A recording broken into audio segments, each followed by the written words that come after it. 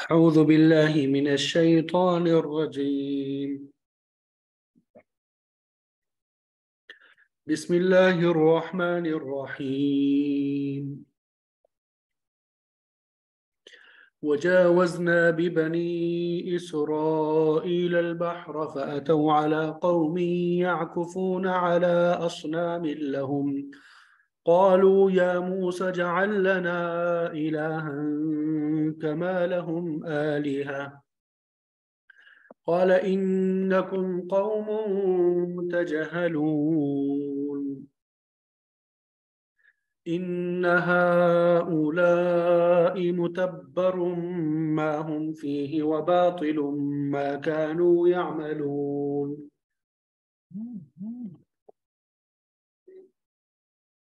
قال أغير الله أبغيكم إلها وهو فضلكم على العالمين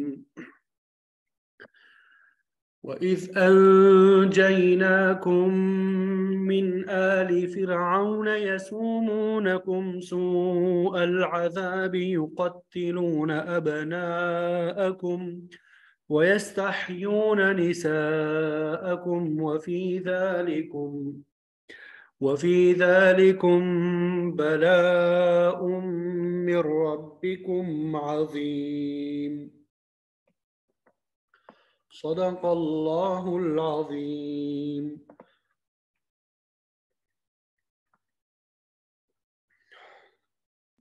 الحمدللہ آپ کے سامنے سورہ اعراف آیت نمبر 138 سے آیت نمبر 141 تک تلاوت کی سعادت حاصل ہوئی۔ پہلے ہم ان آیات کا ترجمہ کریں گے، پھر اس کے بعد مفسرین نے جو تفسیر بیان کی ہے وہ آپ کے سامنے بیان کریں گے۔ وجاوزنا اور جاوزنا ہم نے پار کروا دیا، بی بنی اسرائیل بنی اسرائیل کو کیا چیز پار کروا دیا؟ البحر۔ وجاوزنا بی بنی اسرائیل اور ہم نے بنی اسرائیل کو سمندر پار کروا دیا۔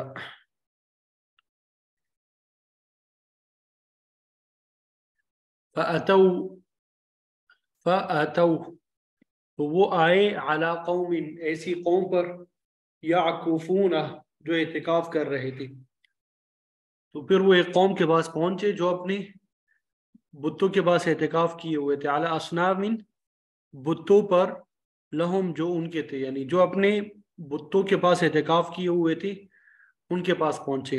قالو وہ کہنے لگے یا موسیٰ اے موسیٰ اجعل لنا بنا دے تو لنا ہمارے لیے الہن ایک معبود کما لہم جیسا کہ ان کے لیے ہے آلہہ کئی معبود۔ بنی اسرائیل کہنے لگے اے موسیٰ علیہ السلام جیسے ان کے معبود ہے ایسا ہی ایک معبود ہمارے لیے بھی مقرر کر دے۔ قالت موسیٰ علیہ السلام نے فرمایا انکم بے شک تم قوم ایسی قوم ہو تجہلون جو جہالت کرتے ہو۔ موسیٰ علیہ السلام نے کہا تم تو بڑی جاہل قوم ہو۔ ان ہؤلاء بے شک یہ لوگ متبر تباہ کر دیا جائے گا، ما ہم وہ جو فیہ اس میں ہے، وباطل اور باطل ہے، ما کانوا یعملون جو وہ عمل کر رہے ہیں، یعنی جس چیز میں یہ لوگ لگے ہوئے ہیں یقیناً وہ تباہ ہونے والی ہے، اور جو کچھ یہ کر رہے ہیں وہ سب باطل ہے، اور جو کچھ یہ کر رہی ہیں وہ سب کیا ہے؟ باطل ہے۔ قال کہا اس نے غیر اللہ کہ اللہ تعالیٰ کے علاوہ ابغیکم میں تمہیں کل تلاش کر کے دوں الہن کوئی معبود، غیر اللہ کیا اللہ تعالیٰ کے علاوہ ابغیکم میں تلاش کر دوں تمہارے لیے الہن کوئی معبود، وہوا اور وہ تو وہ ذات ہے فضلکم جس نے تمہیں فضیلت دی علی العالمین تمام جہان والوں پر۔ وَإِذَا أَنْجَيْنَاكُمْ اور اس وقت یاد کرو وَجَيْنَا جب ہم نے نجات دی کم تمہیں من آل فرعون آل فرعون سے یسومونکم وہ تمہیں تکلیف دیتے تھے، سوء العذاب بدترین عذاب کے ذریعے سے، یقتلون وہ خوب قتل کرتے تھے ابناءکم تمہارے بیٹوں کو، ویستحیون اور وہ زندہ رکھتے تھے نساءکم تمہاری عورتوں کو، वफ़ी ज़ालिकुम, और इसमें तुम्हारे लिए बलाउन आजमाइश है, मिन रब्बिकुम, तुम्हारे रब की तरफ से, अज़ीमुन, बड़ी, बहुत बड़ी आजमाइश है। और उस इसमें तुम्हारे रब के लिए, तुम्हारे रब की तरफ से तुम्हारे लिए बहुत बड़ी आजमाइश है। तो ये इन आयात का तर्जुमा है जो आपके सामने बयान कर दिया। उम्मीद करता हूँ कि तर्जुमा समझ में आ गया होगा। तर्जुमा समझ में आ गया?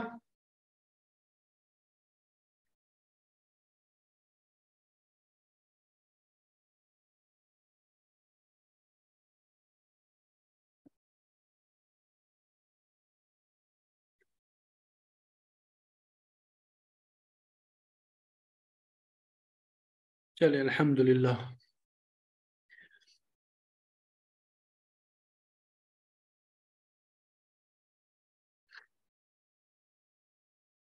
इससे पहले मूसा अलैहिस्सलाम की उम्मत दावत यानी फिरौन और उसकी कौम का कुछ हाल बयान हुआ। अब आप अब हज़रत मूसा अलैहिस्सलाम की उम्मत इजाबत यानी बनी इसराइल का जिक्र फरमा रहे हैं कि जब अल्लाह ताला ने फिरौन और उसकी कौम को बनी इसराइल की आंखों के सामने समंदर में गर्क कर दिया, तो मूसा अलैहिस्सलाम की अपनी कौम के मुतालिक फरमाया, वजावज़ना भी बनी इसराइल अल-बहरा, हमने बनी इसराइल को दरिया से पार उतार दिया। यहाँ पे दरिया से मुराद बहीरे कुलजुम है। जिन लोगों ने इससे दरियाए नील मुराद लिया है वो दुरुस्त नहीं है। जब मूसा अलैहिस्सलाम बनी इसराइल को लेके बहीरे कुलजुम के किनारे पहुंचे थे, तो अल्लाह ताला का हुक्म हुआ था कि अपनी लाठी को समंदर पे मारे। उसका जिक्र इस सूरत और दूसरी सूरतों में मौजूद है। तो फिर अल्लाह ताला ने मौजिज़ाना तौर पर बनी इसराइल के लिए समंदर में 12 रास्ते बना दिए, जिन पर चलकर उन्होंने बहीरे कुलजुम को पार किया। तो उसी वाक़े के मुतालिक अल्लाह ताला ने यहाँ पर फरमाया कि हमने बनी इसराइल को दरिया से पार उतार दिया।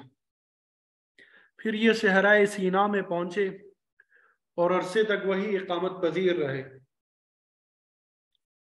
बनी इसराइल कुलजुम से पार हुए तो एक मकाम पर पहुंचकर फ़अतौ अला कौमिन, एक कौम के पास आए। अब ये कौन लोग थे जिन पे बनी इसराइल का गुजर हुआ? मुख्तलिफ अक़वाल है। बाज़ कहते हैं कि ये अमालिका थे, और बाज़ कहते हैं कि अरबी कबीला बनी लहम के साथ कुछ लोग थे। तो बनी इसराइल ने उन्हें इस हालत में पाया, या अक्किफून अला असनामि लहुम, जो अपने बुतों पर झुके हुए थे। सनम जो है उस बुत को कहते हैं जो किसी इंसानी शक्ल या किसी और शक्ल पे बनाया गया हो। वसन, वाव सा नून, वसन वो बुत होता है जो अनगढ़ा हुआ और किसी खास शक्ल पे ना बनाया गया हो। बहरहाल बनी इसराइल ने देखा कि वो लोग अपने बुत की पूजा कर रहे थे। आकफ आइन काफ फा का माना किसी खास जगह बैठ कर इबादत करना, रियाजत करना है। एहतिकाफ इसी लफ्ज़ से मुश्तक है कि ख़ास अरसे के लिए मस्जिद में बैठकर अल्लाह ताला की इबादत की जाती है। तो बहरहाल वो इस हालत में पाए गए कि उनके बुत उनके सामने थे। बास कहते हैं कि गाय के मुजस्समे बना के रखे थे जिनकी पूजा करते थे। तो जब उन्हें पूजा करते देख के बनी इसराइल ने देखा तो कहा, क़ालू या मूसा जअल लना इलाहा, ए मूसा अलैहिस्सलाम हमारे लिए भी माबूद बना दे, कमा लहू मालिहा, जैसा कि उन्होंने माबूद बना रखे हैं, ताकि हम भी इसी तरह इबादत करें जिस तरह ये लोग अपने माबूदों की इबादत कर रही हैं। तो मूसा अलैहिस्सलाम इस फरमाइश पर बड़े सख्त नाराज हुए और फरमाया, क़ाल इन्नकुम कौमुन तजहलून, तुम बड़े जाहिल लोग हो। फरमाया ये तो तुमने बहुत ही बुरी बात की है, तुम भी मुशरिकों की तरह गैरुल्लाह की इबादत करना चाहते हो। जो शख्स अल्लाह ताला की तौहीद को मानता है, अल्लाह ताला की अजमत जो है उसका कायल है, वो तो ऐसी बात नहीं कर सकता। तुमने तो बहुत ही जाहिलाना सवाल किया है। मुफस्सिरीन फरमाते हैं कि काफी अरसे तक मिस्री बुत परस्तों में रहने, उनके साथ मेलजोल की वजह से बनी इसराइल में भी मुशरिकाना तस्वुरात पैदा हो चुके थे, जिसकी वजह से वो भी बुत परस्ती की तरफ माइल थे। किसी को बुत के आगे झुके हुए या सजदा करते देखा چڑھاوا چڑھاتے دیکھا تو ان کے دل بھی مچلنے لگے کہ ہم بھی ایسا کریں۔ اسی بنا پر موسیٰ علیہ السلام نے فرمایا کہ تم تو بڑے ہی جاہل لوگ ہو جو ایسی نادانی کی بات کرتے ہو۔ یہاں پر قابل ذکر بات تو یہ ہے، کیا بنی اسرائیل بھی بتوں کی اسی طرح عبادت کرنا چاہتے تھے جس طرح مشرک بتوں کی پوجا کرتے تھے؟ بنی اسرائیل جو ہے بتوں کی پوجا نہیں کرنا چاہتے تھے، بلکہ انہیں اللہ تعالیٰ کی عبادت کا توسل بنانا چاہتے تھے۔ بتوں کو سامنے رکھ کر ان کے ذریعے اللہ تعالیٰ کی عبادت کرنا چاہتے تھے۔ قدیم زمانے میں مشرکین بھی یہی تصور رکھتے تھے، وہ بھی بتوں کو تو معبود نہیں سمجھتے تھے، البتہ انہیں ایک ذریعہ اور توسل سمجھتے تھے، گویا بت کے ذریعے اللہ تعالیٰ کا تصور قائم کرتے تھے۔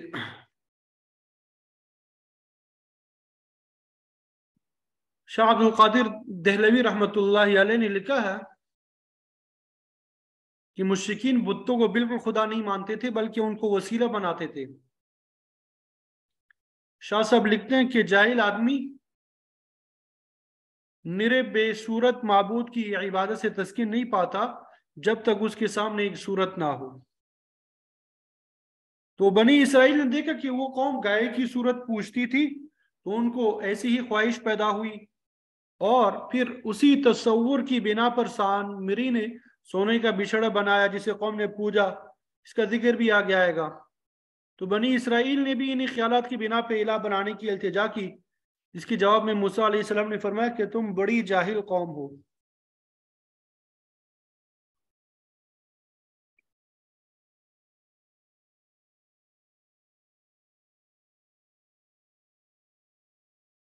اور فرمایا انہا اولائی، بے شک یہ لوگ جو ہے متبر ما ہم فیہ، جس چیز میں یہ ہے وہ تباہ ہونے والی ہے، کہ یہ لوگ جس طریقے پہ شرکیہ امور انجام دے رہے ہیں وہ انہیں تباہی کی طرف لے جا رہا ہے۔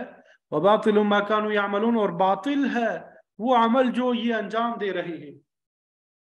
ان کے شرکیہ افعال بالکل قابل قبول نہیں ہے بلکہ سراسر باطل اور مردود ہے۔ موسیٰ علیہ السلام نے اپنی قوم سے مزید فرمایا قَالَ غَيْرَ اللَّهِ أَبْغِيكُمْ إِلَٰهًا، کیا میں تمہارے لیے اللہ تعالیٰ کے علاوہ کوئی معبود تلاش کروں کہ تم اس نمونے کو سامنے رکھ کر عبادت کر سکو، حالانکہ وَهُوَ فَضَّلَكُمْ عَلَى الْعَالَمِينَ، اس نے تمام جہان والوں پر تمہیں فضیلت عطا کی۔ اللہ تعالیٰ نے ان کے دور میں بنی اسرائیل کو تمام اقوام عالم پر برتری عطا کی۔ فرمایا کہ جس مالک الملک نے تمہیں عظمت عطا کی ہے اس کے انعامات کا شکریہ ادا کرنا چاہیے، نہ کہ اس کی عبادت میں غیروں کو شریک کرنا چاہیے۔ یہ تو بڑے شرم کی بات ہے کہ اللہ تعالیٰ کے ساتھ عبادت میں کسی دوسرے کو شریک کیا جائے، یا کوئی شخص اس کے توسل کے ذریعے سے اللہ تعالیٰ کی عبادت کرے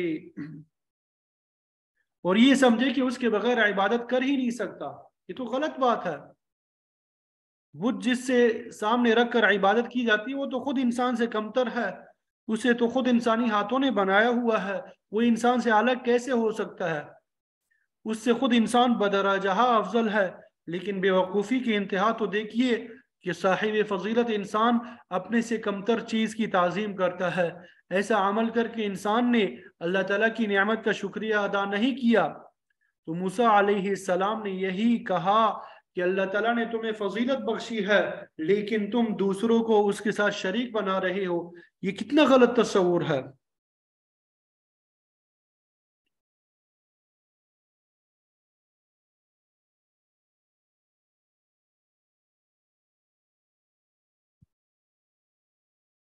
ایک مرتبہ ایک صحابی ابو واقد لیثی رضی اللہ تعالیٰ عنہ آپ صلی اللہ علیہ وسلم کے ساتھ غزوہ حنین میں ہم سفر تھے، راستے میں آپ کا گزر ایک بیری کے درخت پہ ہوا۔ مشرک لوگ اس درخت کو مقدس خیال کرتے تھے، تبرک کے لیے اپنے آلات حرب اس درخت کے ساتھ لٹکاتے تھے، اور اس درخت کو ذات انوات کہا جاتا تھا۔ اس درخت کو دیکھ کر بعض مسلمانوں نے آپ صلی اللہ علیہ وسلم سے عرض کیا اجعل لنا ذات انوات، اے حضور ہمارے لیے بھی کوئی ذات انوات بنا دے جس کے ساتھ ہم اپنی تلواری وغیرہ لٹکا دیا کریں तो आप सल्लल्लाहु अलैहि वसल्लम ने फरमाया सुभान अल्लाह, ये तो वही बात हुई जो हज़रत मूसा अलैहिस्सलाम की कौम ने आपसे कही थी, जअल लना इलाहन कमा लहुम आलिहा। ये तो बड़ी बेवकूफ़ी और हमाकत की बात है। मुशरिकीन तो किसी मुशरिकाना तसव्वुर की बिना पर उस दरख्त को मुकद्दस ख्याल करते हैं, लेकिन तुम भी उन्हीं की मुशाबहत इख्तियार करना चाहते हो। आप सल्लल्लाहु अलैहि वसल्लम ने गुस्से से भी ये फरमाया कि तुम भी पहले लोगों के नक्शे कदम पे चलने की कोशिश करोगे, और फिर आपने यही आयत की करीमा तिलावत फरमाई कि जिस खुदा ने तुम्हें बरतरी अता की है उसकी इबादत में किसी को शरीक नहीं ठहराना चाहिए, उसकी अजमत और तकद्दुस को पहचानना चाहिए। इस किस्म के बुत या कोई दूसरे मॉडल बवक्त इबादत सामने रखना, ये उसके तकद्दुस के मनफी है, मुनाफी है, खिलाफ है। तो फिर आगे फरमाया वइज़ अंजयनाकुम मिन आलि फिरऔन, कि उस वक्त को याद करो, यानी अभी ज्यादा मुद्दत नहीं गुजरी कि हमने तुम्हें कौम फिरौन से निजात दी। फिरौनी तुम्हें कितनी जिल्लतनाक सजा देते थे। यसुमूनकुम सूअल अज़ाब, वो तुम्हें बहुत बड़ा अजाब देते थे। युक़त्तिलून अब्नाअकुम, इस तरीके से कि तुम्हारे बेटों को कत्ल करते थे। वयस्तहय्यून निसाअकुम, और तुम्हारी बेटियों को जिंदा रहने देते थे ताकि उन्हें लौंडियां बनाकर उनसे खिदमत ले सके। बच्चों के मुतालिक चूंकि खतरा था कि अगर इनकी आबादी बढ़ गई तो कहीं हम पे गालिब ना आ जाए और हमारी सल्तनत पे कब्जा ना कर ली, इसलिए लड़कों को कत्ल कर डालते थे। रिवायात में आता है कि फिरौनियों ने बनी इसराइल के हजारों बच्चे कत्ल करवा दिए। तो फरमाया कि अल्लाह ताला के एहसान को याद करो, जिसने करीबी ज़माने में तुम्हें इस अजाब से निजात दी है। तुम्हें तो शिरकी अफ़ाल की बजाय अल्लाह ताला का शुक्र अदा करना चाहिए, अपने मुनइम की एहसान फरामोशी नहीं करनी चाहिए। उसने तुम्हारे दुश्मन को न सिर्फ तुमसे दूर कर दिया बल्कि उसे हमेशा के लिए तबाह व बर्बाद करके रख दिया। अब तुम्हें अल्लाह ताला का एहसानमंद होना चाहिए। वफ़ी ज़ालिकुम बलाउम मिन रब्बिकुम अज़ीम, इस बात में तुम्हारे रब की तरफ से बहुत बड़ी आजमाइश थी। बला का माना आजमाइश भी आता है और एहसान भी।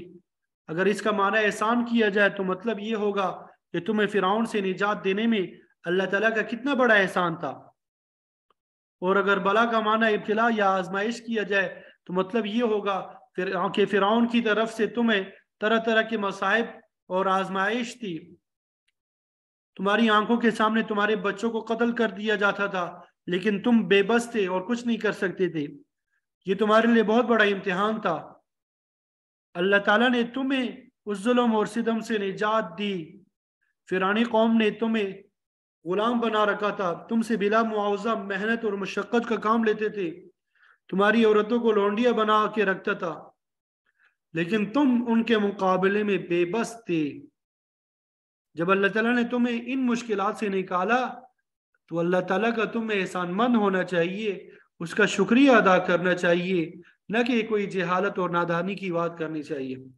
ये तो सख्त जहालत और नादानी की बात है कि तुम भी मुश्रिकीन की तरह अल्लाह ताला के अलावा दूसरों को माबूद बनाने का मुतालबा कर रहे हो। तो मूसा अलैहिस्सलाम ने अपनी कौम बनी इसराइल को इस तरह बात समझाई और अल्लाह ताला के एहसानात जो है वो याद दिलाए।